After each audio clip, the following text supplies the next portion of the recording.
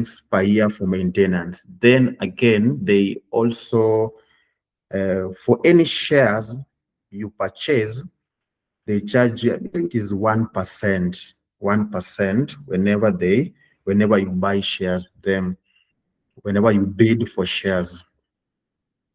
NSC, Nairobi Security Exchange, has enlisted about 63 companies. 63 companies. We have banks, we have companies that focuses on energy like Kenyan, KPLC. We also have companies that are focuses on agriculture, like Williamson Tea. We have Williamson Tea. We have Capitoria. Kakuzi. Huh? Williamson, Kapchorwa, Kakuzi, Sassini, and there are many others. But the agriculture company that pays a lot of dividends is Capitoria. Capitoria pays 50 shillings. I think it is 50 shillings per share. Okay. Yeah. Then Williamson Tea pays around 15 to 20 shillings per share. Then manufacturing companies, we have EBL, and EBL also pays well. We have BAT.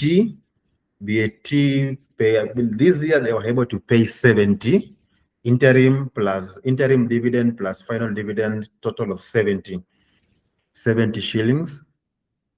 And we also have insurance companies like Kenya Re. We have Kenya Re. We also have there's also this CIC. We also have Britam. Yeah, there's so many companies. There's so many, about 63 of them. Now, we have two types of people who are so much focused in stock market. We have investors and traders.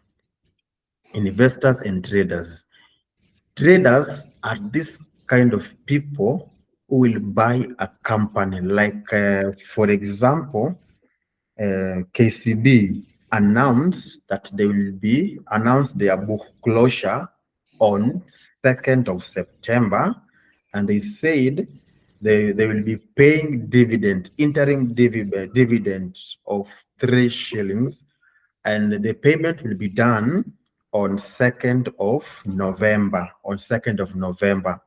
Now, when they have announced the dividend to be 3 shillings, the KCB shares have started now rising. So you'll see traders will start buying shares. They start buying shares maybe at anunua mingi. Then after the book closure hapo, ikienda kufika hapo book closure, he will sell the shares, because the more shares are the more KCB shares are bought, the more it rises. So to say, this guy bought these shares at around 85 shillings when the dividend was announced. By now, KCB is 90 shillings. So for him, he will be patient till maybe 1st of September. Then he will sell, because after the book closure, the dividend tends to reduce, because kuna wale traders wanauza. But for this person, yes, he will sell these shares after maybe the book closure. Maybe tusema ameuza those shares on 3rd of September. He will still get the dividend. Yes, ameuza, but he will still get the dividend. Why will he get the dividend? You are allowed to get the dividend when you have these shares after the book closure. Book closure inamaanisha kwamba your name has been indicated as a beneficiary of the dividend. So this person will sell these shares, then atafute ingine tena, another company. So for this person is a trader, he's not an investor. An investor ni mtu mwenye yani anaweza nunua shares today, then he will wait patiently, maybe for a year, 2 years, even 10 years, even 10 years, even 30 years. So for this person, what he will be getting is dividends. And there are some companies that can even pay 3 dividends, 2 to 3 dividends per year. So let's say, for example, you have invested maybe in 5 or 6 companies, 6 companies. I believe within a year, like kutakuwa na kula dividend every month because KCB pays 2 dividends per year. Equity currently is 1. EBL is paying dividends. It's paying 2 dividends per year. Captoria 3 dividend. Williamson. So let's say, for example, you have these companies as a long-term investor. As a long-term investor, you may be getting dividends after every 2 months or 1 month. You'll be getting dividends from these companies. From this company. So there are people who are long-term investors and there are people who are traders. And maybe to the newcomer, I tend to advise them to be long-term investors because traders ni watu wenye wananga kazi. Their focus is just to check the market and buy and sell. But for long-term investors, they choose strong companies. They choose strong banks. One of the strong banks in Kenya is Equity Bank. Followed by KCB. Even the NCBA that is trading at 90 shillings per shares, and also there is also another bank that wants to acquire it. NCB at equal top 5 at the strongest bank in Kenya. The strongest bank in Kenya, number 1, Equity, followed by KCB, then Cooperative Bank, followed by ABSA, followed by I&M, then NCBA. But I believe when NCBA is acquired fully, maybe watasonga mbele kidogo.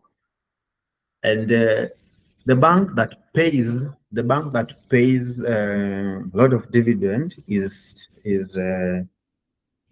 Standard Chartered and Stanbic Bank. They pay a lot of dividend. Why? Why do this bank pay a lot of dividend? It's because the shares they have presented to the people ni kidogo. Hawana shares mingi yenye wameweka watu wanunue. But for KCB Equity, wameweka shares mingi. Safaricom has about 2 billion shares wameuzia watu. That's why Safaricom shares is trading at, they pay dividend, they pay 2 shillings per dividend. So then something else I can share about stock market. We have bullish and bearish. Bullish, hiyo ni ile ng'ombe sasa, the bull is a period when investors are buying and buying. Currently, for the last 3 months, we have been bullish season where investors are buying and buying and buying shares. Investors are buying shares. Bearish is when investors are selling their shares. And I believe a period wakati wa election hivi kikaribia hivi, many investors will tend to sell their shares. And the time shares are being sold na investor is the best time for you to buy. Na wakati shares zinauzwa na the investors, there's a red mark. There's a red mark that shows that people are selling their shares. That is the best time to buy shares, and you will buy shares at a cheap price, especially when this company is strong.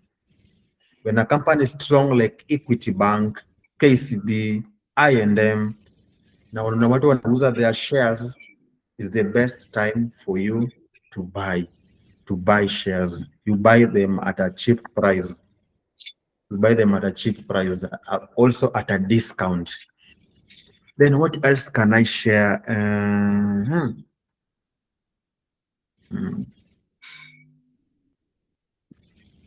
Then there is something else. KCB, there's something else about these banks. About these banks. Not every bank is a bank for you to buy. You know, banks ziko pale, kwanza the cheapest bank is Family Bank. Family Bank, because it was just enlisted recently in the month of June, late June. So it's one of the cheapest bank, but it is a bank that is growing. But not every bank, you as an investor, you should buy. You need to buy banks that are scaling. And you can see Equity Bank is a bank that has diversified the investment. They are in insurance, they are in agriculture, they are in real estate. They are also expanding outside Kenya.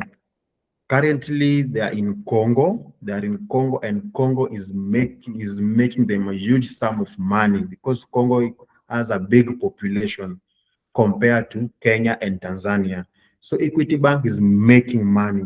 So maybe next year, maybe their shares will be even trading at 120 Kenya shillings. And that's why it is very important for investors to buy equity shares for long term, And something else about equity is that they are also trying to enter into film whereby they want to start now doing what Nigeria is doing with their movies, Nollywood. Equity wants to invest in that area, and the more they invest in that area, is the more they will make money, and when they make money, you as an investor, you also make money. Recently, there's a news that was trending that Equity wants to go to South Africa, Angola, Botswana, and the countries that are there. They want to acquire banks there. No, no, no, expand, they make money, you also make money.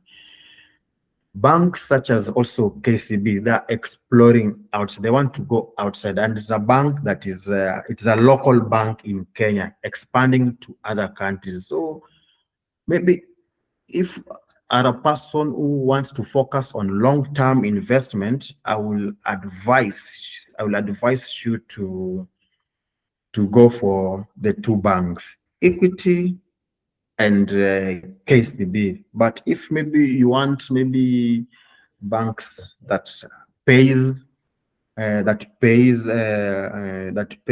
more dividends, we have Stanbic Bank and Standard Chartered. But unfortunately, these banks are foreign banks. They are foreign banks, and you never know. Maybe some years to come, maybe they may exit Kenyan market. But for banks such as KCB and Equity, that are local banks and they are expanding outside Kenya. And the more they expand, the more they expand, the more they make money. They make money. And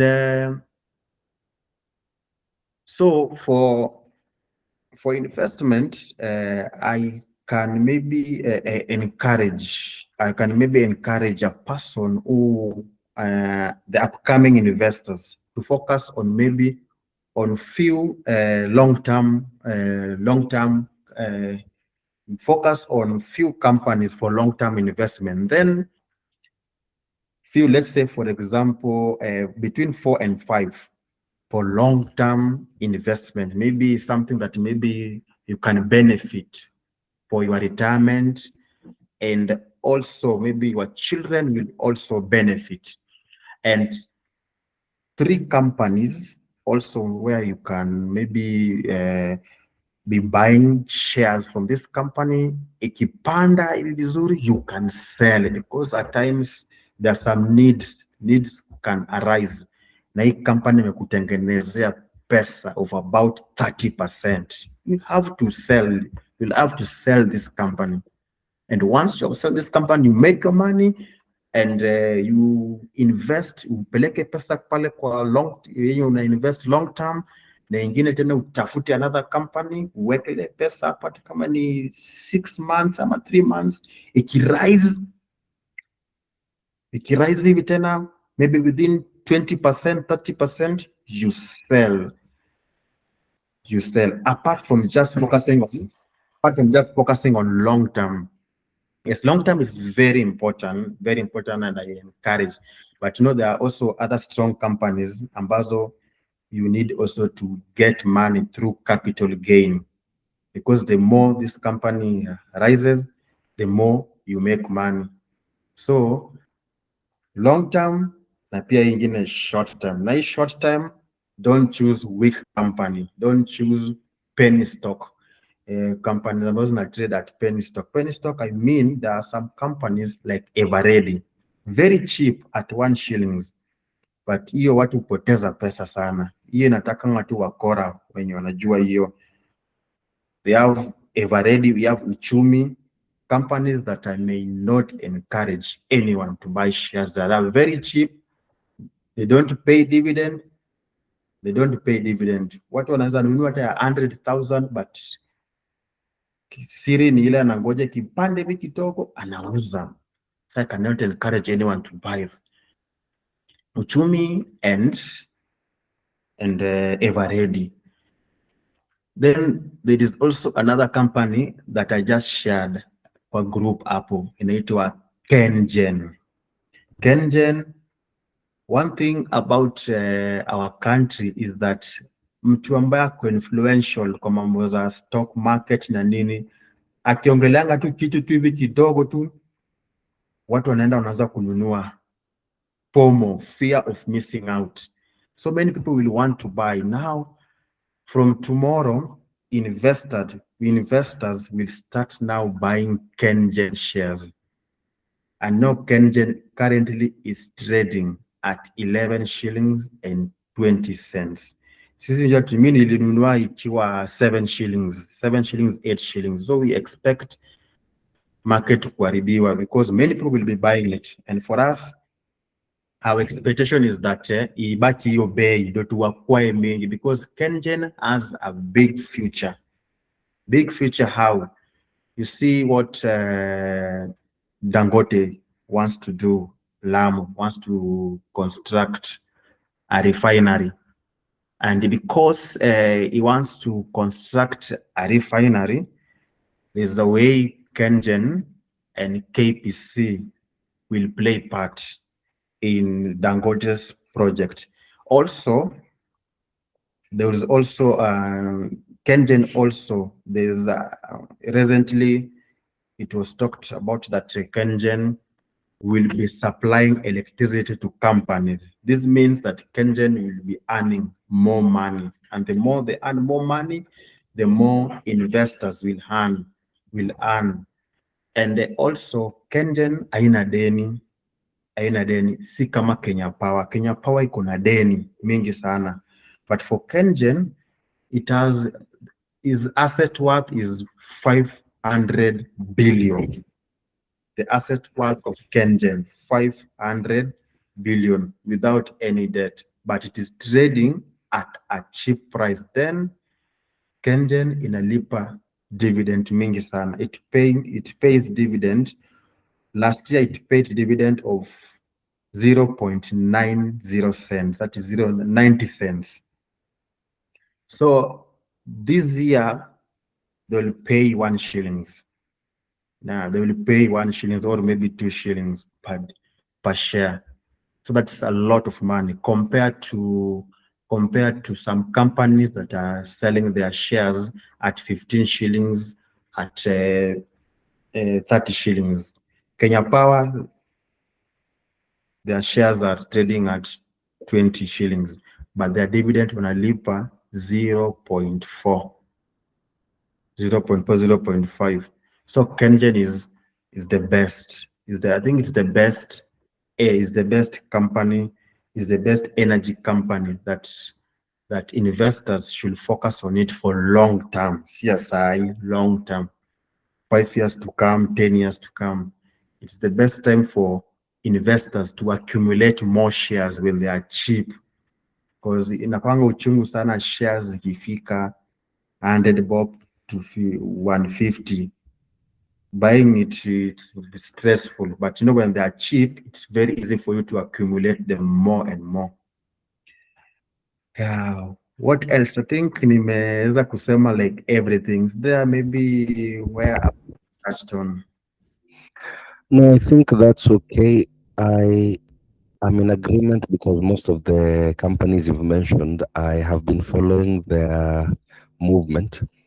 I read Business Daily from time to time, though I wanted to subscribe to their e-newspaper just to follow the trends. And all I need to do now is Hmm. I'll join your channel for when updates are given, and when I have enough funds, I see where to buy for holding long term and where I can make capital gains. Because the idea is just to make my money work for me. I'm not in a hurry to get in and get out. I'm in a hurry to have more consistent income so that if by the end of 2 years I'm able to make 100K per month as dividend returns Hmm. through a mixture of investment portfolio, it becomes easier and better for me to channel my other resources from work into other pursuits. Hmm. Yes. Yeah, and about there are some companies that can make you get dividend of maybe around 100,000, 100,000 a month, All right. and some of these companies, for you to be able to get a dividend of a minimum of 100,000 per month is when you diversify your portfolio. Diversification is very important. You don't just have to take all the banks, because I know at times there are issues to do with inflation and nini. So it is advisable to at least diversify your portfolio. You can either take banks, you take maybe agricultural companies, you also take energy company and manufacturing company. That's how maybe many of the investors tend to do. They will not focus on just one industry alone. That they are, maybe I just want to focus on the banks. No, you can take maybe two banks or one bank. You go to maybe to agriculture. You take another one. You go to energy. You pick one. You go to manufacturing company. You pick one. You go to Safaricom also, because many people have invested in Safaricom. Also, you can also go there and pick one, and it will also be very easy for you also to be researching and seeing between these companies. You want to see their profits, because their profits, the profits they make, it is online. Their book of value is online. Market value is online. So for it is very easy for you to research and see where you can accumulate more, because you cannot just accumulate all the companies that are under your portfolio. You can't accumulate all of them. Maybe you will see one of the companies there. There's a way inaanza grow. Kuna good news hapo kidogo. Then for this company, when you get money, you accumulate more shares, more shares. And the more you accumulate, it is a journey. It is a journey that needs patience. It's a journey that also need to be consistent. And also it's a journey that needs you also to research. You don't just depend on speculation outside. Whenever maybe you get people speculating in the social media, you also research and see, are these people, whatever they are saying, is it correct? Because there are some speculation people tend to spread so that people may fear. They may fear and start selling, or fear of missing out. They want to acquire more. And the more they acquire more shares because they don't want to miss, the more the shares rise. And maybe company yenyewe is strong. Because right now, something has been happening. There's a company called Car in General. I know it.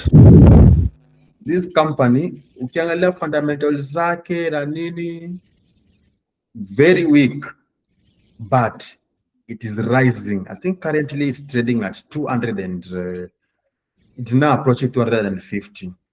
And soon, many people will lose their money because this car general, they have partner with an institution. I think he went alone watu pikipiki. Inajitanga watu credit. Yeah, and for this watu credit, to them, it's not a public company. A public company, it's allowed to present their results, their earning results. But for a private company, it's not allowed. So many people have been hyping this kind generally, buying shares because of lack of information. And what they do not know is that there are some people there, their main aim is not to get dividends. Just for you, you are a dividend investor. Their main aim is to earn through capital gain. Salinunua at 200, imepanda at 250. Akianza kuona inaweza kuteremka hivi, he will go and sell his shares, he gets his money, alafu anarudi kwa kampuni ingine. So it's also very important to be cautious, not to follow the waves. We do our own research and choose companies that aligns to our interest, aligns with our interest. And this company, they should be able to do what? To present their earnings. Kama wali make loss na nini, they should be able to present that online virtually. Then there's also another company. What's the name of this company?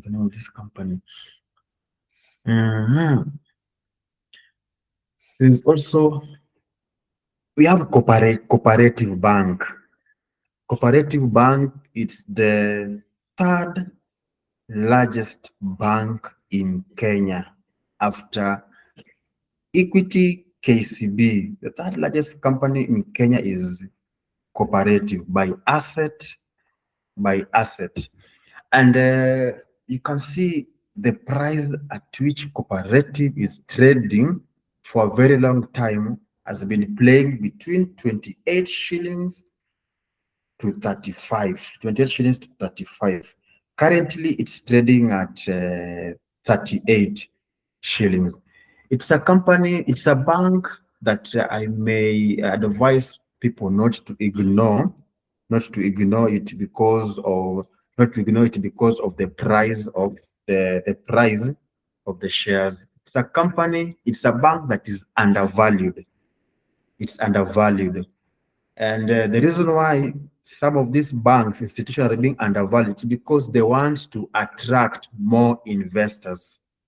When you check its book value, there's a difference between book value and market value. Book value, the value ya hii bank, the value of this bank, yenye ijakuwa presented. Whenever you do your research by calculation and in, there's a price for this bank. Then there's market value.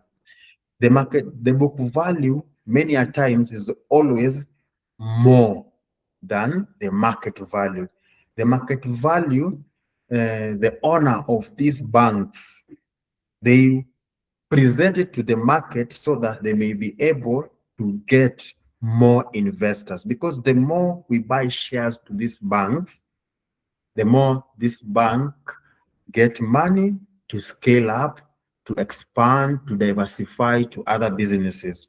So for these banks, they tend to market their banks by undervaluing their banks so that investors may purchase shares in this bank. And we have two types of investors. We have local investors. No, we have three types of investors. We have local investors like me and you. We also have institutional investors like institutional investors. We have NSSF, we have pension funds, we have SACCOs, we have maybe insurance firms, because whenever they pick our money, they tend to go and invest in shares, company shares, NSC, and we have external in foreign investors. We have local investors kama mimi na wewe. We have institutional investors, whereby there are some institutions that tend to purchase shares, and they wananunua shares mingi. They don't just buy two shares kidogo tu hivi.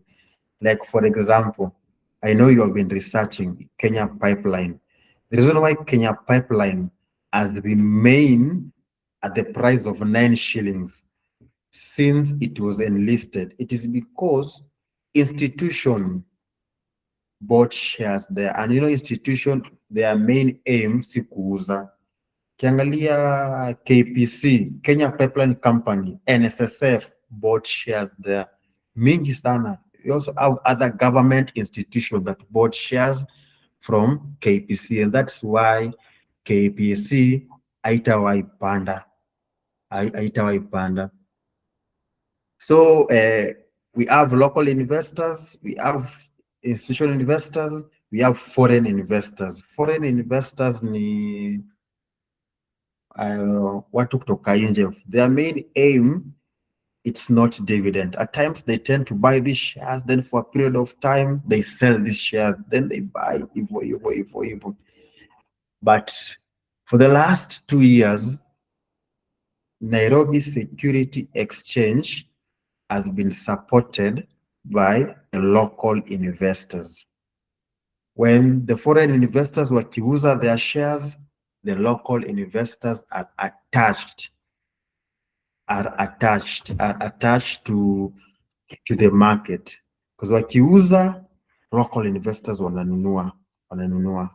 And for some months since the beginning of this year, the companies that have been having the largest turnover, yani shares zimenunuliwa mingi, number one is Safaricom, followed by Equity Bank, followed by KCB Bank, followed by Cooperative.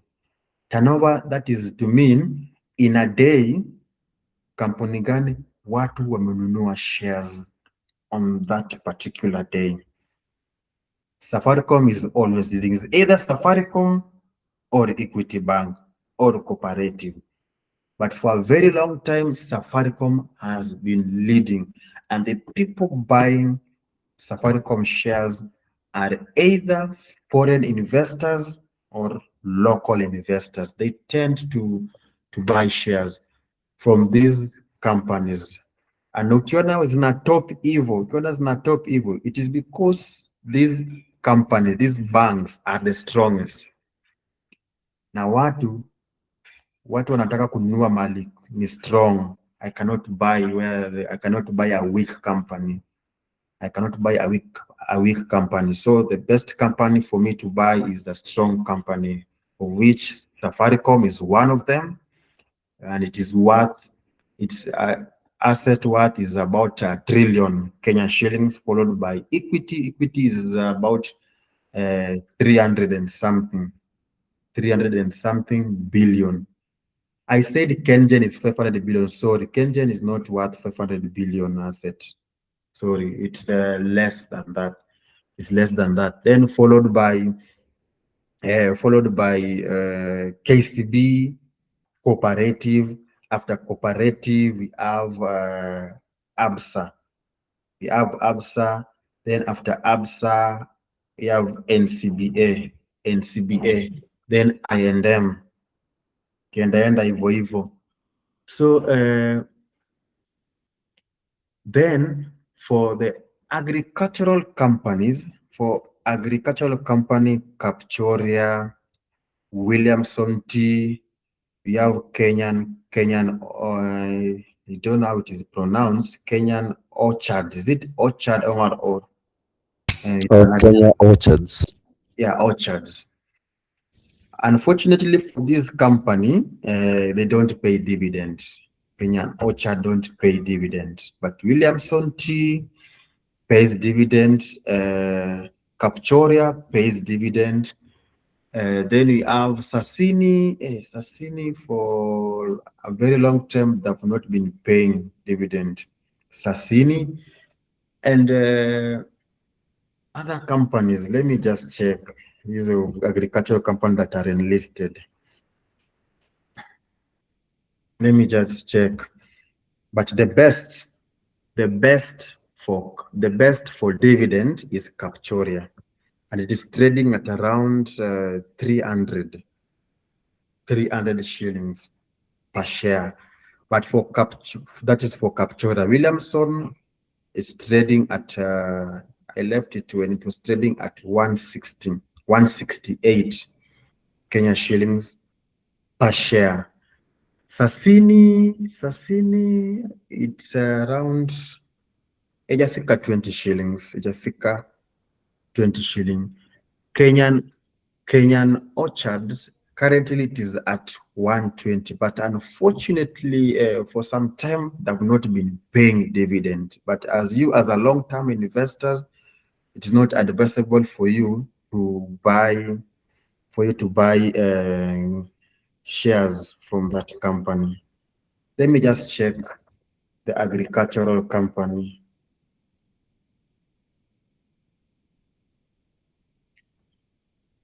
But diversification, very important.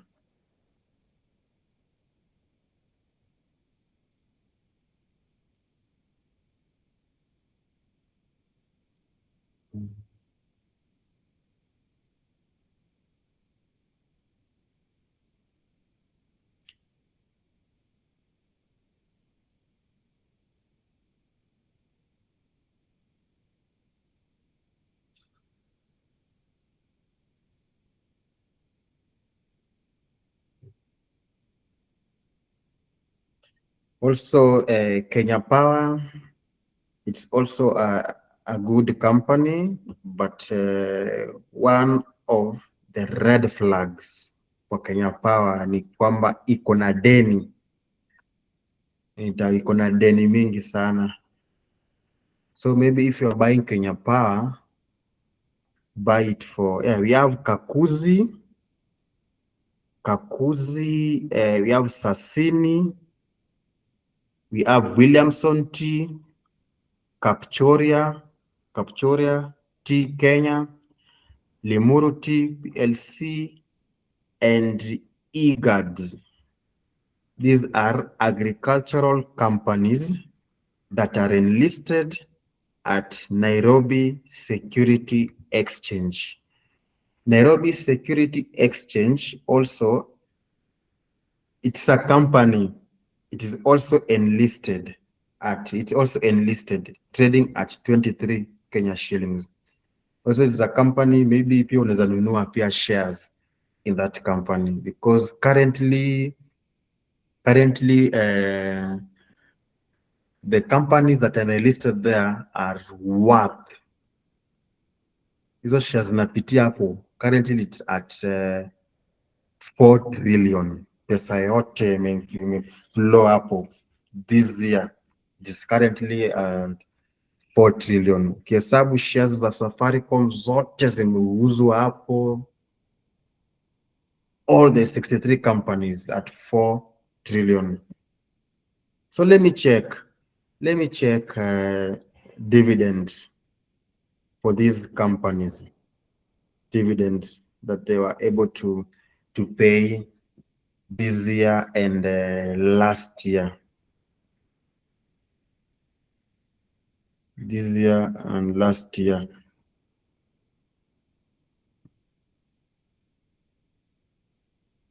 For Capchoria,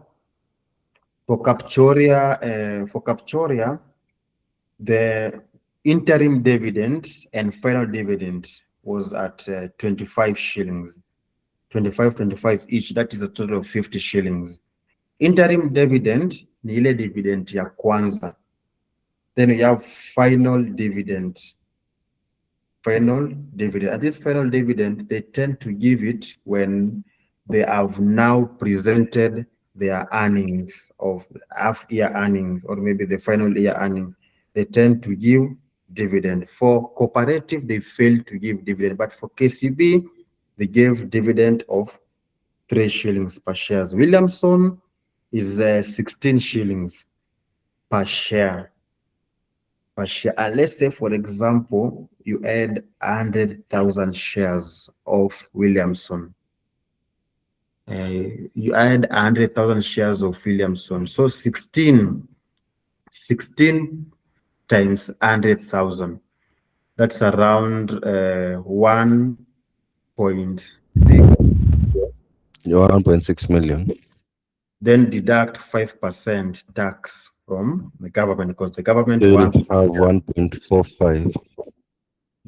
So there's some amount the government will have to take.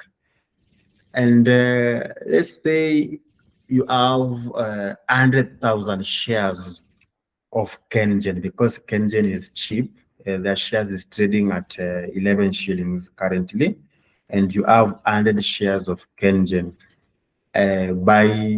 You just bought those 100,000 shares of Kenyan this year. So by around December is when Kenyan pays their dividend, and they will be paying their dividend at 1 shillings. So it means you'll have 100,000 Kenya shillings. When you deduct 5% government tax, when you deduct 5%, that is around 10%, 10,000, that is 5,000. It means the government will pay 5,000, so you will receive 95,000 shillings. And 5,000 shillings. And maybe you bought Equity Bank shares, and you have maybe around 100,000 shares of Equity. Equity pays 5 shillings per share. Pays 5 shillings per share. That's around half a million Kenya shillings. And you are diversified your portfolio to a point you have between 5 to 8 stocks. This means in 12 months utakuwa receive dividend like every month, or maybe after 2 months you have dividend. You'll just be having notification in your M-Pesa that you have received dividend of this amount. They'll just give you notification, then unalipwa. If maybe you had placed your M-Pesa number to be a platform for you to be paid your dividend, you'll be receiving notification from this company of the shares of the dividend they have paid you. And in case they fail to pay you, they have a company secretary that will follow up through that company. And once maybe you follow up, they'll be able to pay you. Then there's also something else about shares. Maybe I've not been talking about is that you can also make your children also to be investors. You can open a CDS account for them and start buying shares for them. Once maybe they are 18, 19, they will know. Even before they are 18 years of age, they need to know that they are owners of a particular company. They will grow knowing that he or she is a shareholder of Equity Bank, is a shareholder of KCB, Stanbic Bank, Standard Chartered. So when they grow, once maybe they are 18 years and above, they'll start getting dividends. Because maybe wakati wakigrow, dividend kikuja, maybe it was for them, maybe it was paying their fees. But once they are 18, 19 years of age, they will continue the journey of investing and investing. For For us, I know I'm a millennial. For us, we didn't have this information. Our parents didn't have this information. So for us, we had to learn. We have to acquire this information by ourselves. But so for these kids who are maybe 5 years, 10 years, 15 years, they can start early. And it is easier because getting a CDS account for a child, what the government will need is a birth certificate. Birth certificate, and you being a person who will guide this child, will guide this child buying shares for them and letting them know that they are shareholders of these companies. When they are 18, 20, 30, portfolio itakuwa iko na kakitu ile ya maana yenye it can even pay their bills even when they are adults. Yeah, this was just a by the way. Can I just share too? Maybe if you may consider in future. And for maybe something else also is that there are some brokers. Kama mimi AIB. At times you want to buy shares, and when you want to buy these shares, the company, the price, the current share of this company unakuja kuona iko juu. So there is something that you can do whereby you can bid for these shares within a week or a month. I'll give example. Currently, NCBA, the bank that I think you had talked about it as you were beginning, it's trading at 91 shillings, and you want to buy that share, but you see 91 unaona ni mingi. There's a way you can bid for these shares. You don't bid it at 91. You bid it at 90 shillings. And unakuja unaweka, unaibid, tunaitanga GTD, unaweka for like a week or 2 weeks or a month. This means that you are now patient because there's a time in the course of the day hiyo shares huteremuka. Watu hivi inateremuka inafika 90. Ikifika 90 ndio ulikuwa umebid at 90, your broker atakununulia immediately. Atakununulia immediately. It is better than buying it at 91, exactly at 91, because utanunua na hasara. Because when you buy it at 91, it means the broker will charge you 1%. There's some transaction fee, so you'll end up buying it at a loss. So for you to buy, you'll have to buy it low. You may not buy it immediately today, but you bid it. You say, it is trading at 91. I don't want to buy it at 91. I want to buy it at 89. Now what should I do? Let me bid it within 3 weeks.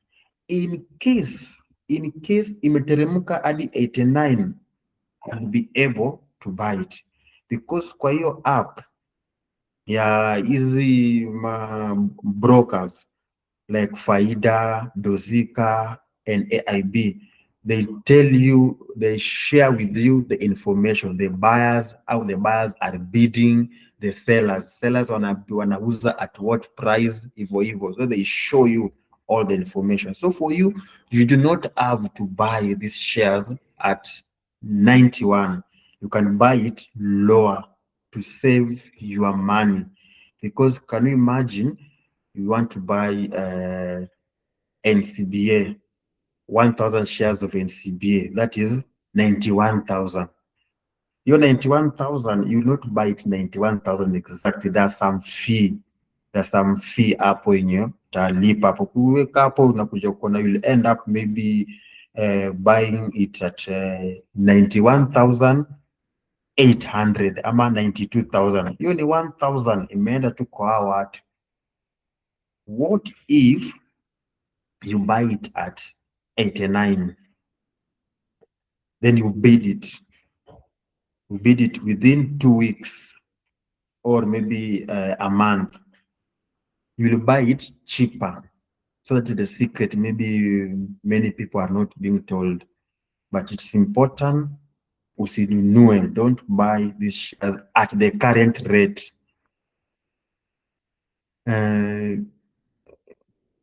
Inaitwaje? BAT is trading at 500 and I believe 520. Don't buy it at 520. It's better you buy it lower and bid it. Bid it. Today I was buying Kenyan shares, 300 shares of Kenyan. Nilikuwa na accumulate, and it was trading at 11 shillings and 45 cents. I decided to bid it at 11 shillings and 20 cents, and I bid for like a week. Next week, today is on 17th. Next week, 24th. 24th. 24th. Do you know, before the end of today, I was able to receive a notification that I bought Kenyan shares at 11 shillings and 20 cents instead of 11 shillings and 45 cents. My bidding was for within a week. I was able to buy it. Hata badala nikasema na ningeweka hata 11 shillings. 11 shillings hapo. Nikasema na ningeweka hata 11 ama niweke hata 10 shillings and 50 cents. Na niweke hiyo by next week. Itakuwa imefanya nini? Nimenunuliwa because market huwa inapanda na inashuka. Inapanda within a span of 2 hours, inapandanga ikishuka, inapanda ikishuka, inapanda ikishuka. Wakati imeshuka hivi na bei yako ulikuwa umeweka at 11 shillings and 25 cents, utanunua automatically hivyo. So the secret is don't buy these shares. Don't buy these shares at the current rate they are presenting it there. No, don't do that. You will lose a lot of money. The best is to buy it lower. Hata kama itakutake a week, wacha ikutake a week, pesa yako itaenda. So within a week ikifika within a week na ijaweza kununua, pesa itarudi kwa account yako hapo, then you bid again. But what I always know is that iwe inanunua, because the market iwe na rise ikishuka, Then another secret also I tend to tell maybe the upcoming investors is that the money that you get kama ni 1,250, because mje kupata ile pesa mingi that you want to get maybe 100,000, 200,000 uweke mara moja. The little amount that you have, ili uende jaza kwa account yako hapo, kwa broker hapo, kwa account yako hapo. Iweke tu kwa CDS account yako hapo. Weka, kupata 50, weka, kupata 100 tuma hapo. Kupata hapo, ukiona imefika kitu kama 1,000, 2,000, nunua hapo nunua shares. Than waiting, you have large sum hiyo pesa mingi, than waiting ukuwe na pesa mingi sana ndio ununue. So the little you get, deposit. Then one day unaangalia, kwa hii portfolio yangu hapa ni gani nafaa niongeze? Nafaa niongeze pesa ngapi hapa? Nafaa niongeze kwa hii, I have maybe in my portfolio I have like 5 stocks. Which one should I prioritize? Then you buy. Because you know when you wait ukuwe na pesa mingi, we also have some issues kule nje na nini. You have some issues 1, 2, 3. So these issues unakuja kuona will end up maybe using your money kufanya hizo issues. So to me, I always put myself first. When I receive my salary,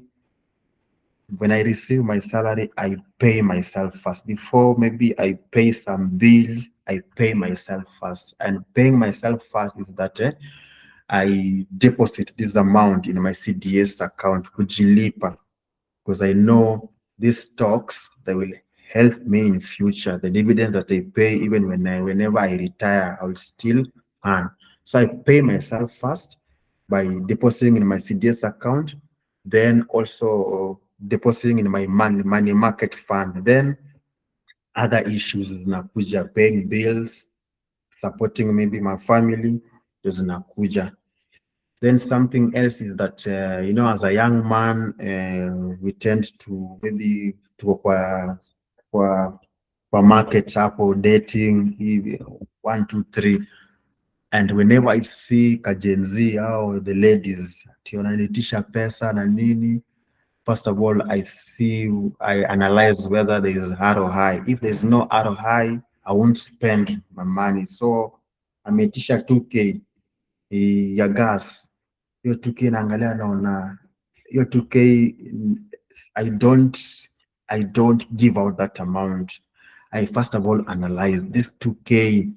This 2k can give me 200 shares of Kenyan, and I'll be able to get my return.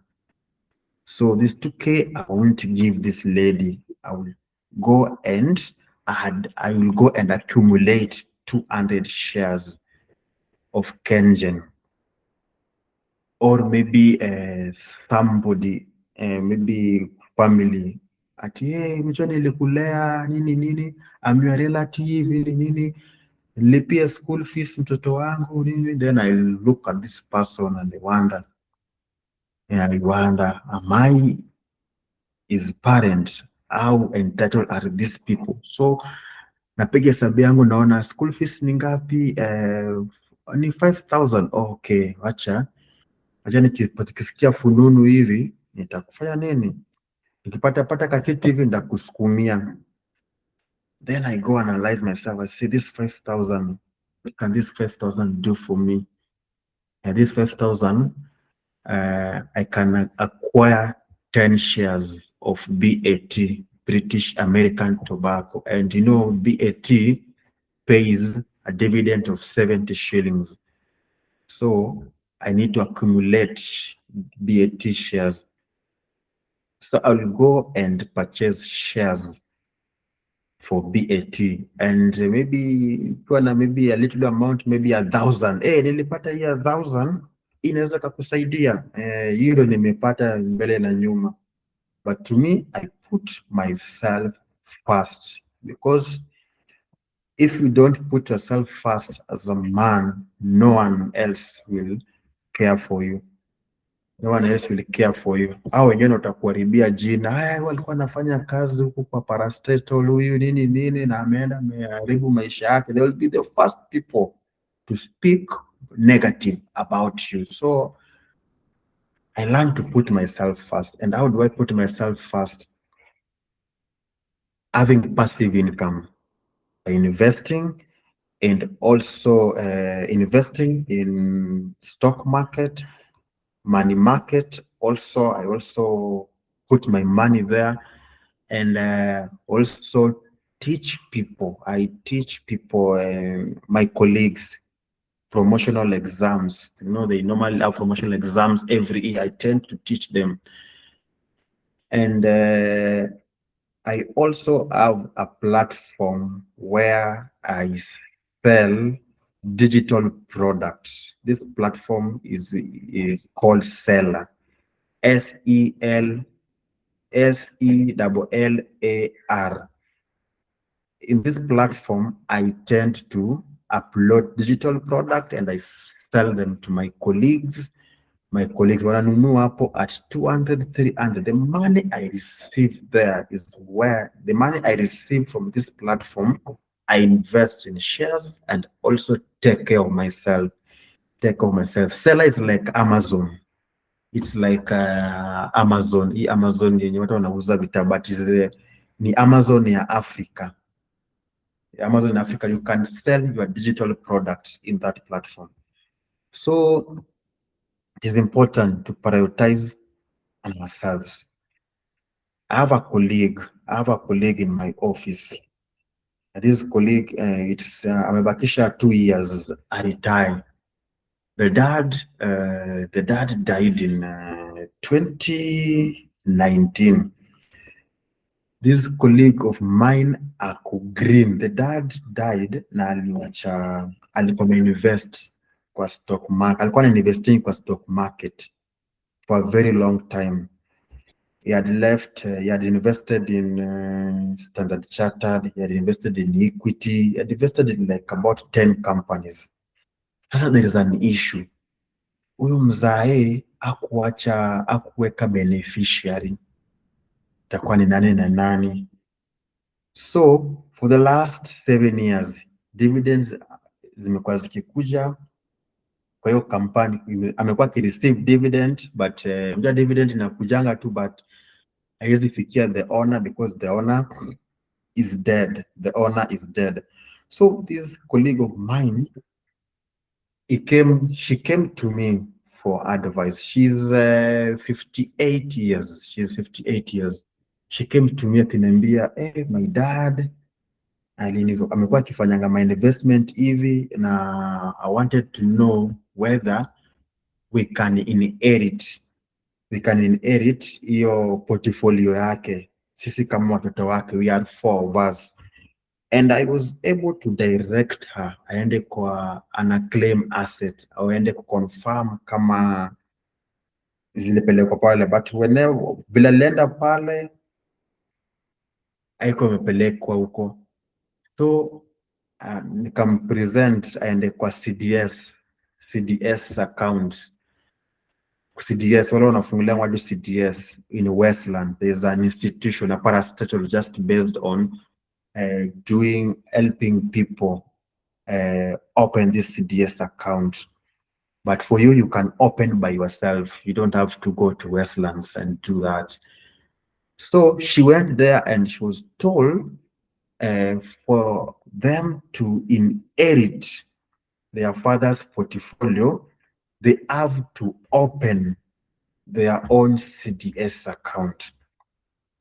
Unfortunately for this madam, hata washikanishi anything. Ni wale watu waliandikwa kwa serikali like 30 years ago. 30 years ago. I levy anything. So yesterday she called me. She called me telling me that I need to help their family to open this CDS account because to them, they do not understand anything. She's the youngest among her siblings. She's the youngest at 58 years of age. So you can imagine the siblings wako na miaka ngapi. Naenda at least ako na ujanja. And I saw the portfolio of that mzee. Hey, that mzee alitengeneza pesa.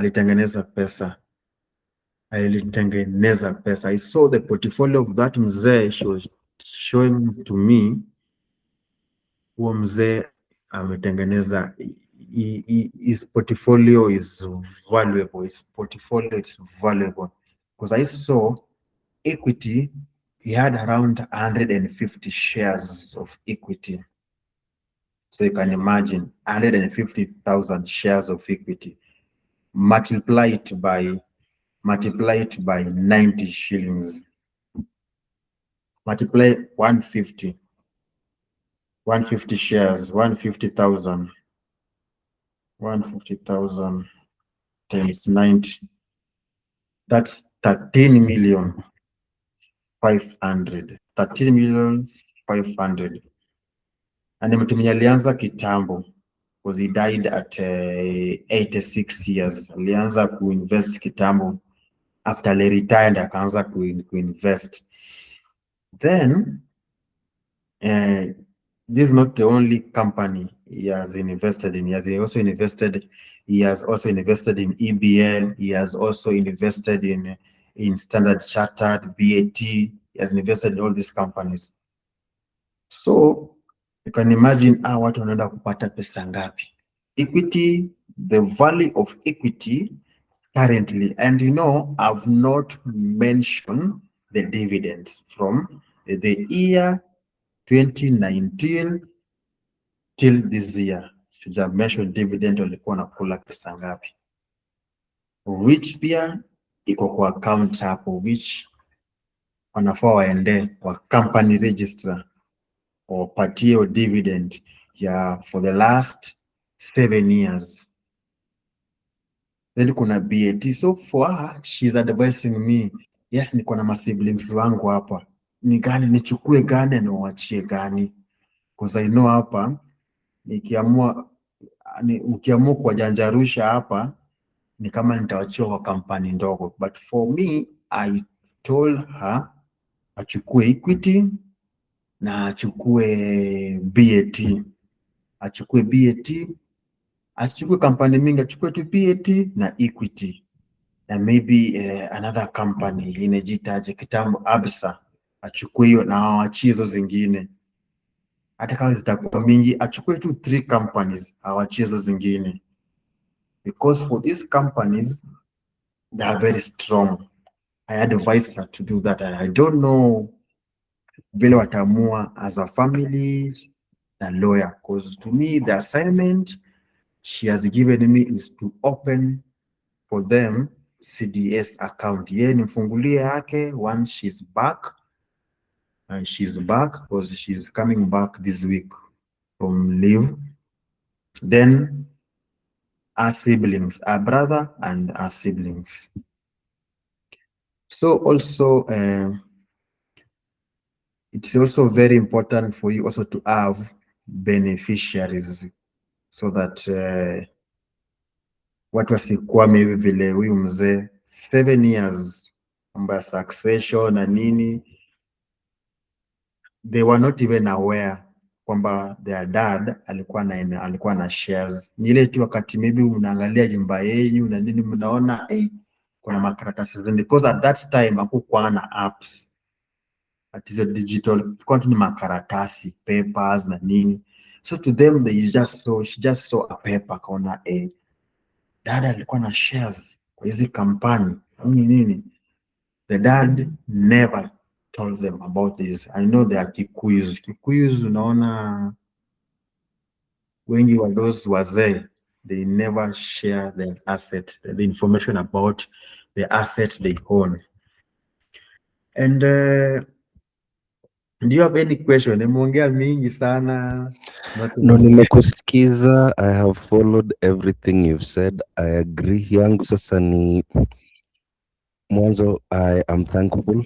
You just reinforced whatever I was believing in, because I wanted to invest in energy, manufacturing, agriculture, and finance.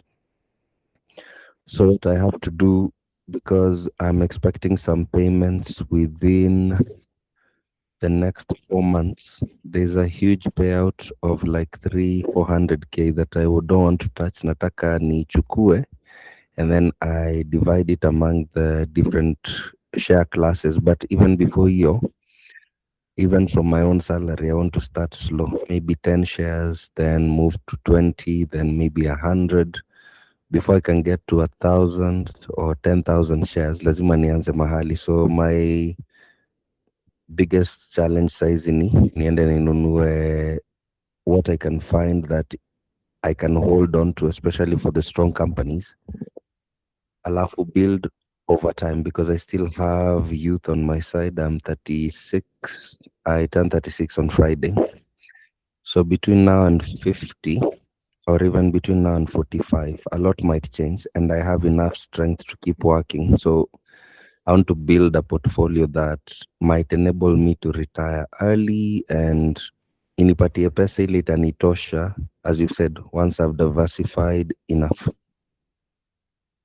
In case of any questions, of course, nitaingia channel yako. I'll ask there many questions. And as I'm sure you've noticed, the minute you start kitu, unapata other opportunities start to open up. You get more work, which gives you more money and then hii pesa sasa you use it to make it work for you, kwa sababu sio sahi, it works for you after 5-10 years ndio unaanza kuona the results.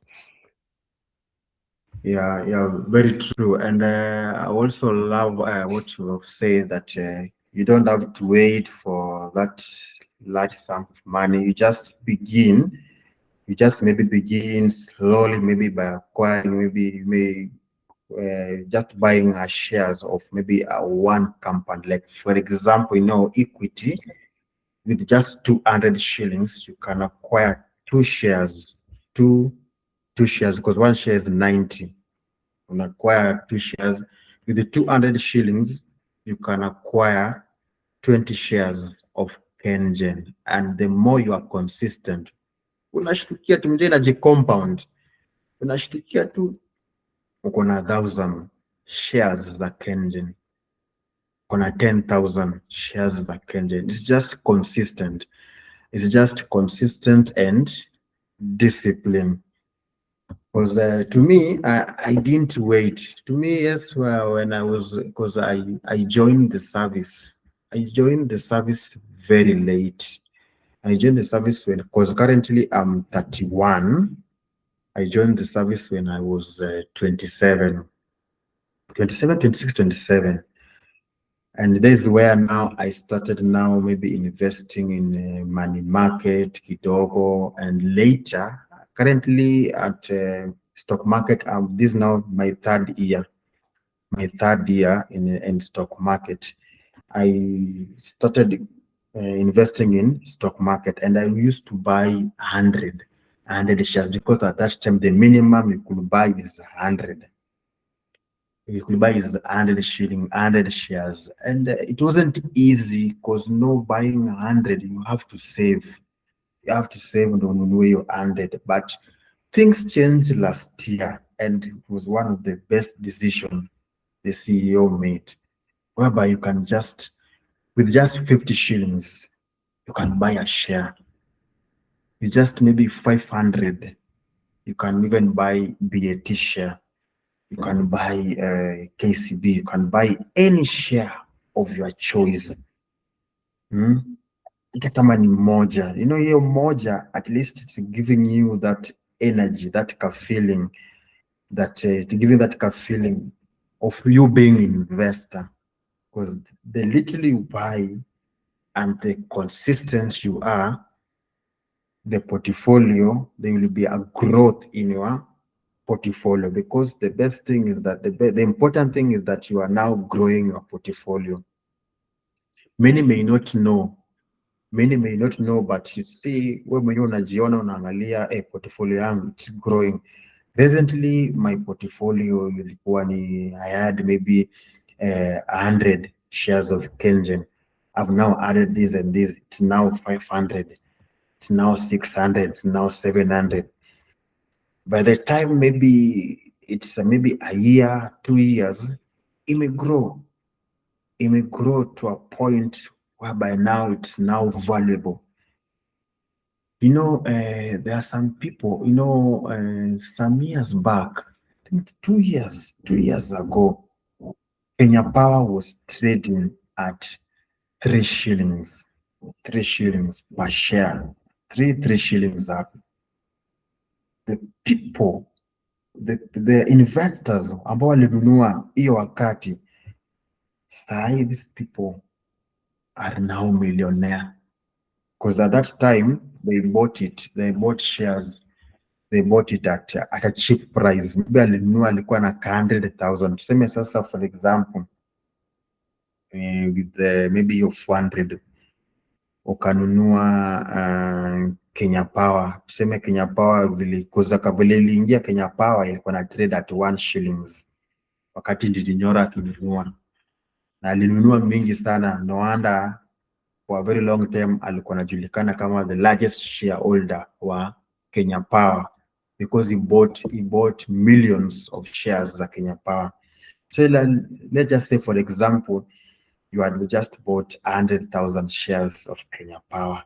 That is 4 years, because 5 years ago, it was trading at 1 shilling and some few cents. At this time we are speaking, it's trading at 20 shillings and some few cents. Do you know how much capital gain you will have? Because maybe you bought it at 100,000 because it's 100,000. Currently, it's at 20.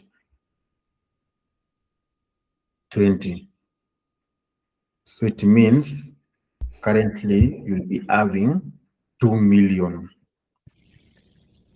When you subtract it from 100,000, the Um, amount that that's a is lot. it is 1.9 million, valuable than a plot of land yenye watu wanaenda kununua kule, wanaenda kununua pale ati akikoja i appreciate. It's valuable. Then there's this thing that is called P ratio. P ratio is that kwa lugha mtaa natumia ni ile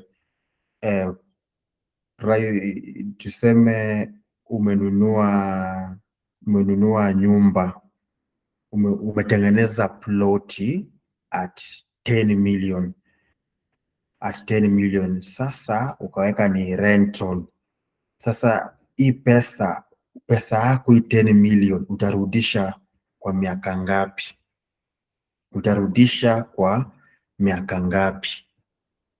So you see, real estate, real estate is a good thing, si mbaya, but how long will you return the money you are invested in that real estate? For how long?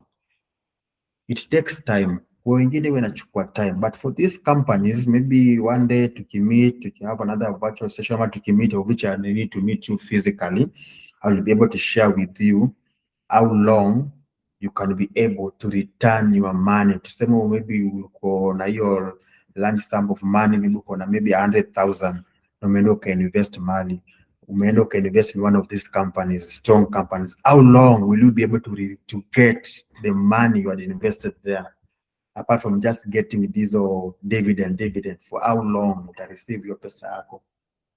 There are some company, tulipiga hesabu ya KPC. KPC ilikuwa ni 21 years. Ukiweka pesa yako kwa KPC 21 years. No wonder KPC is a bad investment kama unaweka pesa yako mingi hapo.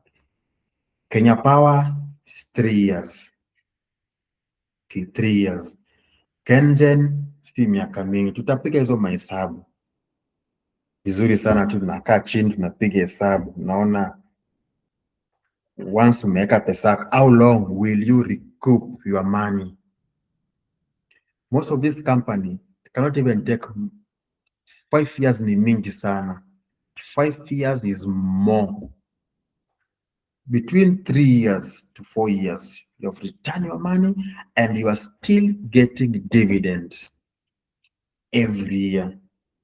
Umerudisha pesa yako hiyo 3 years, umerudisha pesa yako Kenya Power, na hiyo after 3 years bado una receive pesa yako, because the best investment ni ile yenye umerudisha pesa yako. Ukisharudisha pesa yako sawa, sasa wewe hata una wasiwasi, hata ikirudi chini ulishakula pesa yako, na hata ikianza kurudi chini, unaweza amua uuze hiyo shares zote, uuze utafute kampuni nyingine, of which pia it's very impossible for a strong company. A strong company ikianza kuteremka chini, you will notice. And one thing when I'm researching about these companies, naangalia wale wenye wako hapo, do they have shares zako? Equity Bank, James Mwangi akona shares zako. Inamaanisha even when he's running this company, this bank, hawezi taka hii bank ianguke, because he also have shares hapo mingi, and is the one yeye. Kwa hiyo Equity Bank tena anakulanga dividend mingi. He earns about more than 300 million. More than 300, I think it's about 500 million dividend per year from Equity. You could do a salary. Well, let me just confirm that he earns a lot of dividend from Equity Bank because of the shares he has in Equity. Let me just check and confirm. James Mwangi. James Mwangi.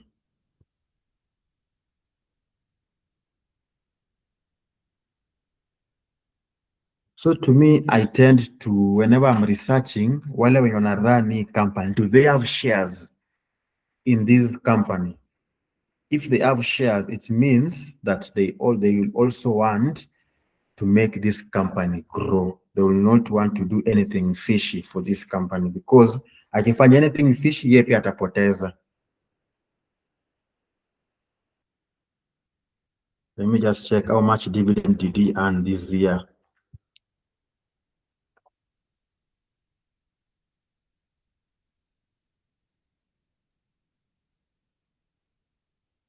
But it's millions of shillings.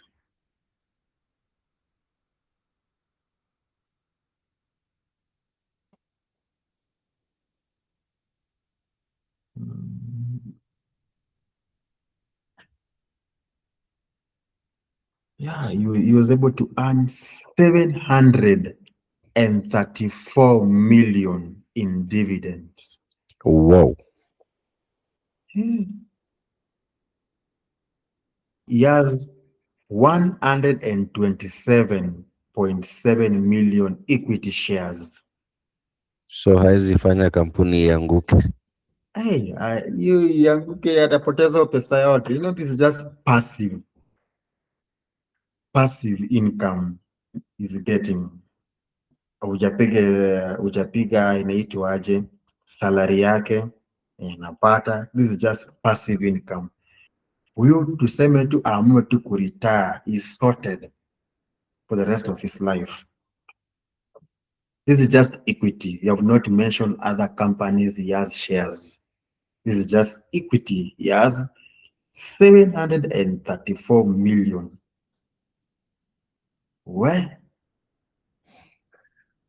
Per year. Hebu piga kwa mwaka sasa.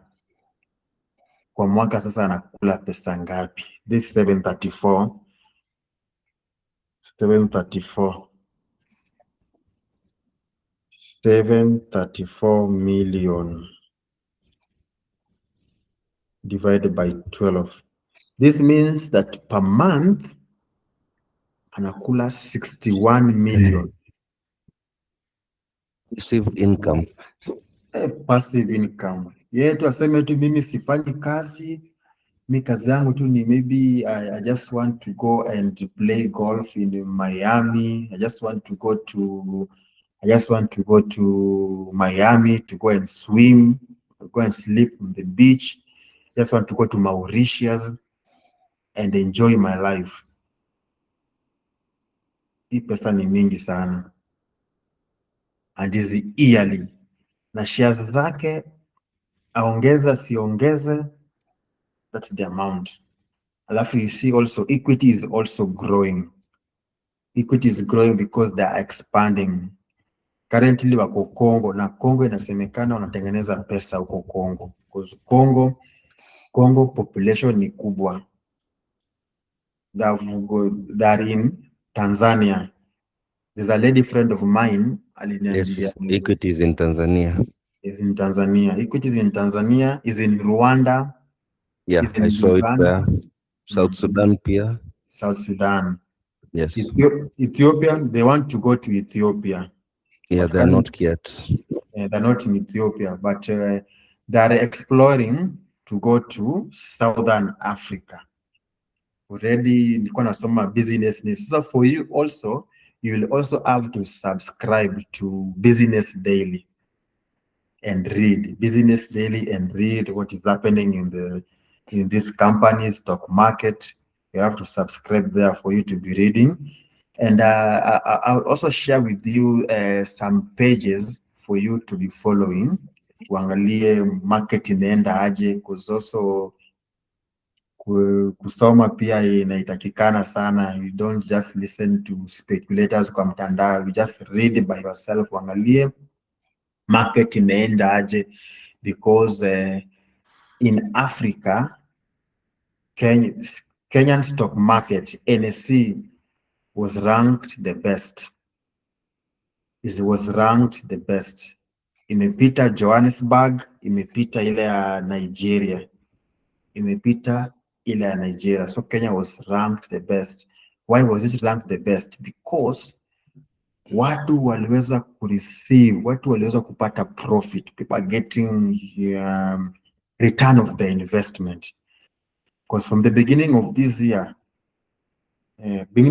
kama uli invest January, by now tuseme kama bado you still have portfolio yako bado sahi iko bado hujauza, unakuja kuona gain na receive minimum it's around 28%.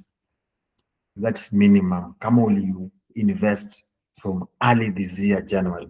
By now uko na return of investment is the minimum of between 25 to 28%. So Kenya is ranked the best, and companies unakuja kuona, the good thing about Kenya is that companies are allowed, public companies are allowed to present their results. If you are a public company, it is a must for you to present your results. Watu waone kwamba deni, kama uko na deni ngapi, profit you make ngapi, your future plan ni ngapi. Yeah. And then after Kenya, Johannesburg is second. Johannesburg, then the Nigeria. Nigeria. Then something else is also coming up when they share EFT. Index funds. And they want to explore, for hii enda kuja wanda kuexplore kwa bank. You know, hizi banks ziko hapa Kenya except Family Bank ndio itakuwa kwa mix, sababu Family Bank bado ni mtoto ndo ameingia tu juzi hapa. So you as an investor unaweza amua useme mimi tena nikuwe na mabanks mingi, wacha yes, apart from kuwa na maybe KCB na Equity, wacha nikuje ninunue hii ETF imeenda imefanya nini, imenunua shares kwa banks zote. Sasa mimi nanunua hii ETF. ETF imeexplore all the banks, imeexplore all these banks, imeenda imechukua shares kwa Equity, imechukua kwa KCB, imechukua kwa Cooperative, Collective. So for you, when you are buying shares from all these banks into one. Now the challenge with this ni kwamba inahitaji si pesa kidogo. I think minimum inagonganga hata kama hata ni 5,000, 3,000, 5,000. So unanunua ikiwa hivyo, then unanunua tu moja. You don't just buy ati mingi vile zio unanunua 100 shares. Unanunua tu moja, unaweza unanunua tu hata kama ni 100,000. Alafu itakuwa na rise. So you can buy, you can sell, you get your capital again. But the disadvantage na hii haitaki watu wa dividend. Wale watu wa dividend. So when you buy it, you just buy it for capital again. You don't buy it for dividend.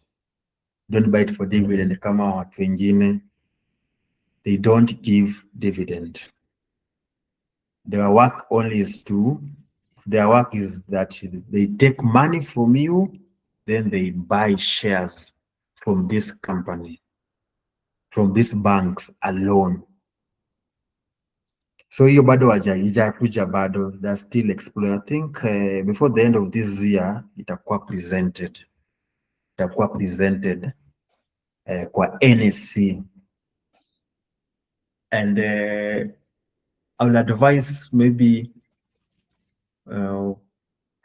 watu wanunua shares wanunue kwa my banks, because once Equity imeingia hivi inamaanisha hizi banks zetu zitaanza kurise, and probability before the end of this year, Equity itafika 120, KCB itafika 120. So wale ambao watanunua shares at hii price hiyo 90 shillings by maybe December ama next year watakuwa na capital gain ya 30 shillings. 30 shillings. But for these banks, buy for long term. Buy for long term, not short term. Kama maybe unataka buy for short term, have another broker whereby sasa kama mimi I have two brokers. I have Faida and I have AIB Digitrader. AIB Digitrader focus yangu ni long term.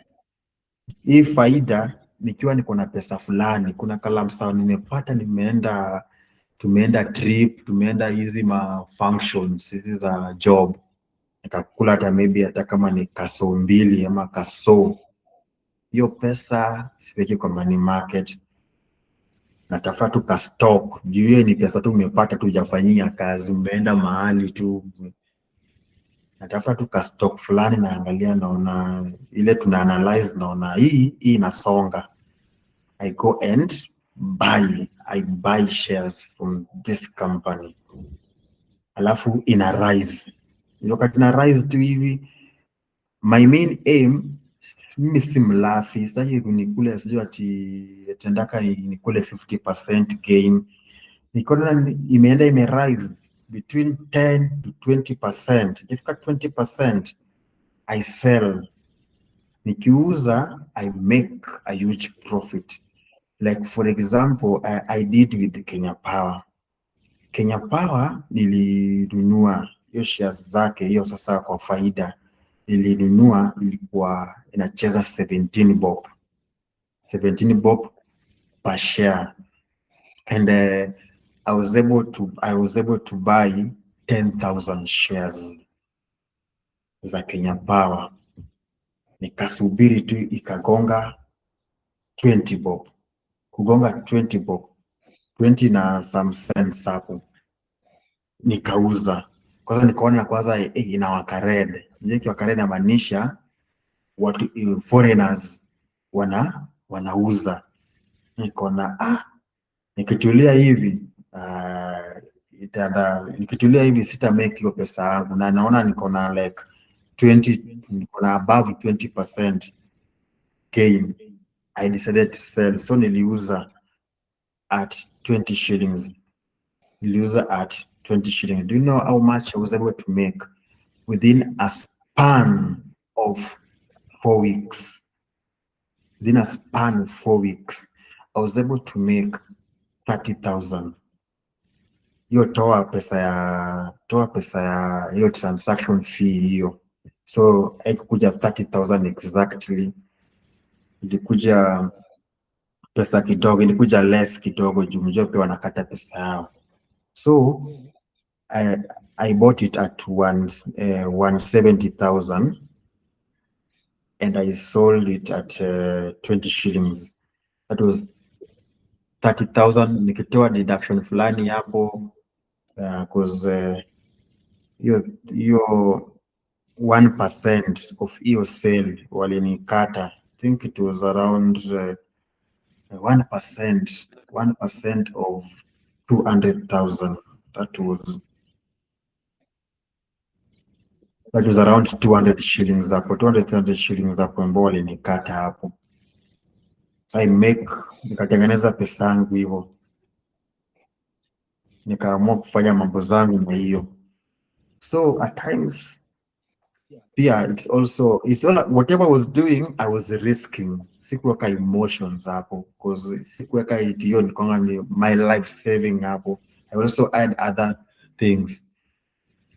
So I was risking, but nilikuwa I was analyzing, naona news vile na inaenda, naona vile na read vile market inaenda, cause ndo zikiwa inakuonyesha vile watu wana bid na nini, naona hii kitu ina rise. So I took advantage and I bought. Currently nimeweka pesa kwa cooperative. I'll be sharing, but then nitakuwa na share hizo charts za kuonyesha kama maybe apart from maybe being a long-term investor, pia kuna ile platform plan mahali unaweka pesa. So there is a map where inakuwa shared, there is a prediction na kuonyesha kwamba where kama unanunua cooperative, nunua hapa and exit at this point. Tengeneza pesa yako, uza. Unaambiwa equity, nunua hapa alafu exit hapa. Hiyo ni sasa ni kwa matrader. Sasa hiyo inakufunza sasa trading. Ile shamaliza investment ile. So you buy at this figure na una exit. Na hiyo itaki ulafi at you want to make a huge profit of 50. Una exit. Kuna time fulani shares kuna price na teremka kidogo, na ikiteremka imaanishi hii kampuni ni mbaya, ni mbaya iko weak. No, kuna time pia investors they want to make their money. Wale foreigners at times they want to sell their shares, ama anataka kuipunguza, kuitrim, na kiitrim akona something anataka kufanya, anataka kununua kitu, anataka kuenda Christmas. So what this person do, he will he has 10,000 shares za a particular company, so atamua auze 2,000 shares. Akiuza amake hiyo pesa yake, atengeneze hiyo pesa, aenda afanye nini, afanye shughuli zake anataka kufanya. So inamaanisha wakati anauza, inamaanisha shares inateremka chini. So kuna mahali unanunua na una exit, unatengeneza pesa yako. And it also needs you also to be at times checking your portfolio yako. Kama wewe ni a trader, una check portfolio yako, unaona imepanda na percentage ngapi? Sahi currently ni 10%, ni 20%. Okay, let me sell this, make your money, tafuta tena stock ingine tena nunua. So niko na stocks mbili nafanya hivyo, because kuna lunch, kuna pesa nyingine mingi naeka hapo. Then the good thing ya pesa mingi ni kwamba the more money unaeka hapo, the more profit unapata. Juu simu umeekelea 100,000, umeekelea. Kuna wengine unaona there's a lady I know of, yani kama hata 500. Anaweka 500 hapa, atengeneza huge profit kutoka hapo. For her, she does that because yeye already wako na pesa yako na long ameweka yake hapo, is a long term investor, but hii ni ile pesa zake tu zinatengeneza separate. But for you, I wouldn't advise uingie kwa hiyo, but I will just advise, first of all, you study the market. I will be sharing materials for you to be reading, acquire knowledge vizuri. Once you have acquired knowledge, on the way market inaenda, it will be very easy for you to trade. Tena trading isi ile ati ya day ati unanunua shares asubuhi then jioni. Kuna wale wanafanya hivyo. Mimi yangu na wengine ni kwamba we are just waiting maybe for like 2-3 months, maybe 2 weeks, 3 weeks. So hiyo watu na recommending watu wafanye hiyo, si ile a day. Ile unaamka asubuhi una share fulani unanunua, ikifika karibia jioni unauza. Hiyo it's tricky, na wale watu wenye wameshikana pale kwa market, maybe wewe mko employed, hiyo ni ngumu sana.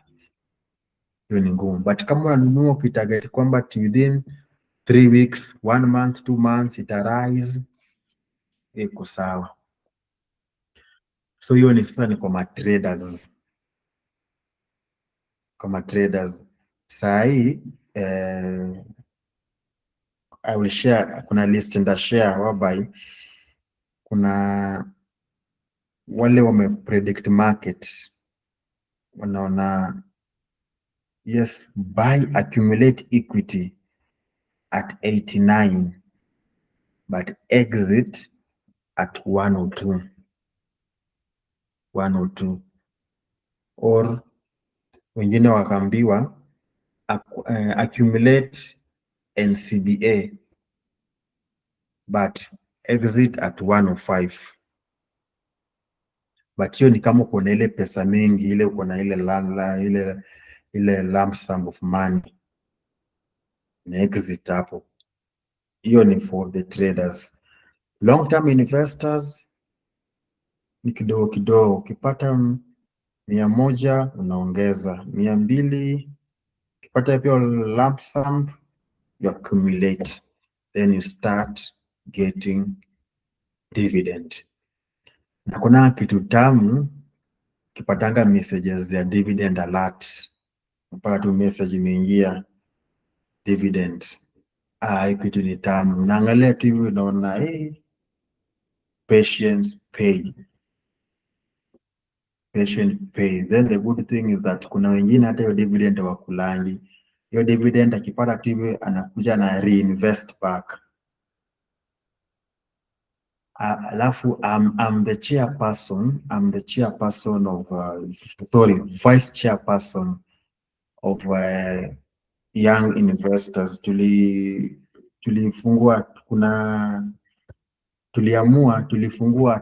Tunafungua self-help group.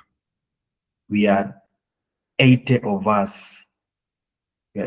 Tuliona it's very hard kuinvest kwa shamba na nini, nanunua shamba, and then buying a shamba, it's very easy. Buying a plot, very easy. But selling it, tricky. There's no liquidity. So we decided to form a chama of investing in Nairobi Security Exchange.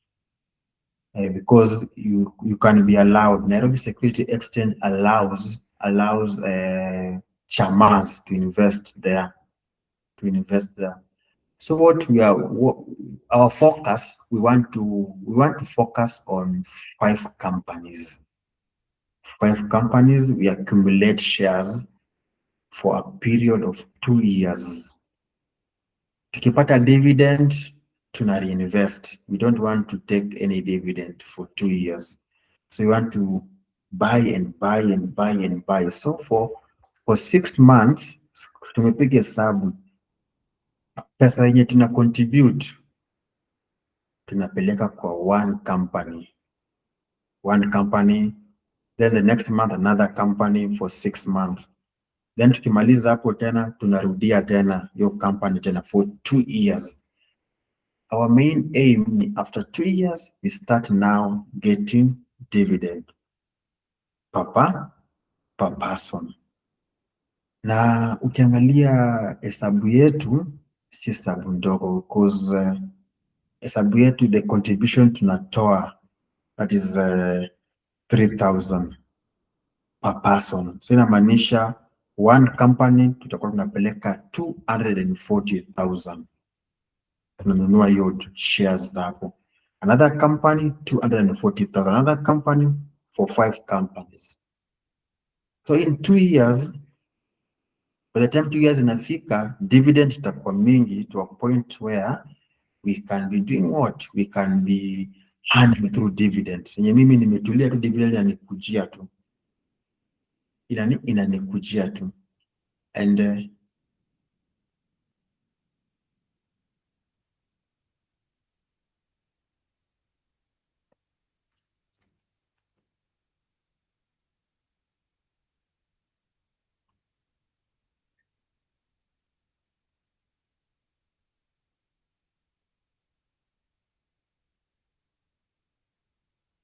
okay, naona hata tumepitisha time, but tulikuwa namaliza mi kushare hii ya chama. I also want to encourage you. I know kwa machama mnafanya machama kule. I'll encourage you also to encourage chamas waingilie kuinvest kwa NSC than shamba. NSC, there's liquidity. You can sell your shares, make money. Niyo pesa una receive any day. Disadvantage ya shamba, mtatafuta kununua ni rahisi, kuiuza ili mpate pesa ni noma.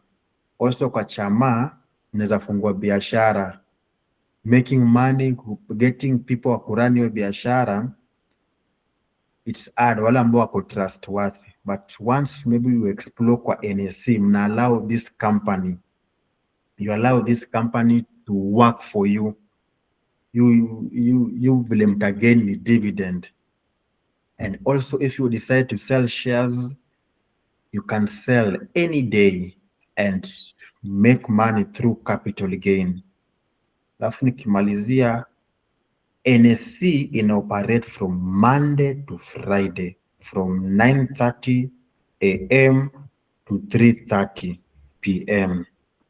So maybe unaweza shangaa saa 10 na market close. No, they open from Monday to Friday from 9:30 a.m.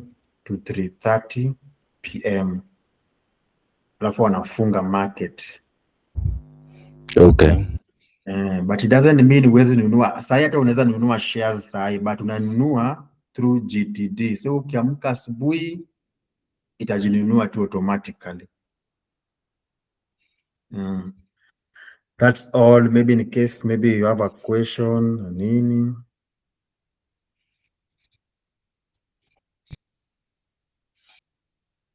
I think nimesikia. I am very grateful for this session and I've learned so much. Sasa ni mimi, when we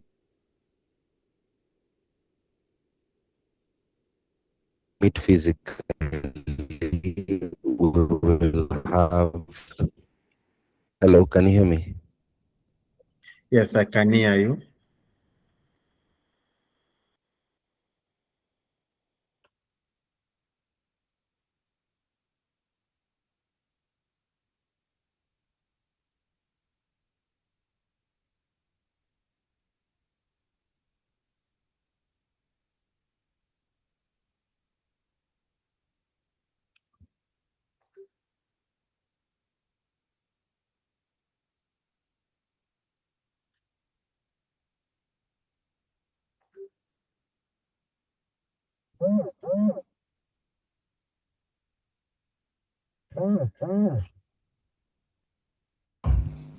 Yes, I can hear you, and maybe we can arrange for a physical meetup, and you can either meet in town or maybe there is a mall that is just at the center between your neighborhood and my neighborhood. There are two malls. We have Garden City and TRM. So maybe we can choose between town and the two malls. Chagua tu alafu tutapatana. I am looking forward to our meetup. I will learn so much from when we meet. Yeah, true. And also maybe we can also, maybe when we meet, can also assist you in opening a CDS account. CDS Haina shida. account, yeah, through your phone. It's very easy. Maybe you'll need your ID, passport picture, and the ID it must be, make it to be digital, your digital soft copy. Let's make it to be soft copy. And next of kin details and account. Maybe if you are choosing, maybe for you to be paid through M-Pesa, the dividend, there's also a place hapo utaweza kuindicate kwamba you will be buying shares and also getting paid your dividend through M-Pesa.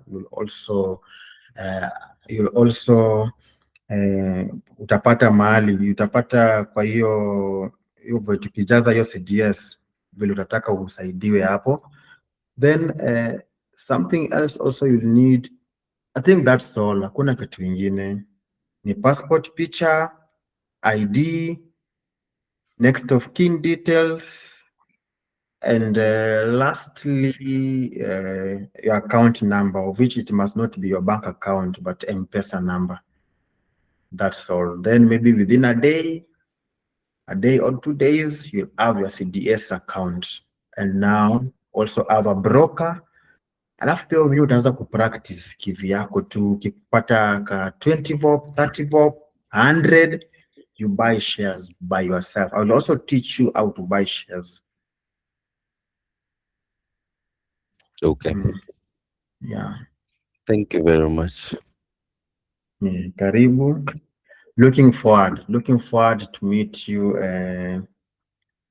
Maybe this week. How is your program this week? Or maybe you can plan for it next week. I'll communicate the schedule by tomorrow, and then we can choose a time when to meet. Okay, so I'm available mostly in the evening, but as from next week, at least nitakuwa off kidogo, but I'm available.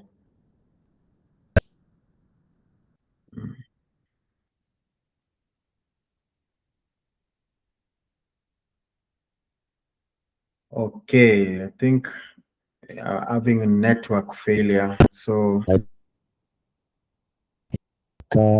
put my video and then just say I'll communicate about availability this week, alafu tutajua lini tunapatikana ndio tukae chini tuongee. Okay, sawa brother. Thank you very much. Okay, asante. And I was recording this session, so I will. Can I share with you the recordings once it's ready? That way I can reconcile with my notes and I can see where to start. Okay, so I will share the link for you to be able to access and download for you, maybe to follow up. Maybe mahali uliweza kukosea wakati unaandika notes uweze kurekebisha. Sawa. Okay, asante sana. Thank you. Good night.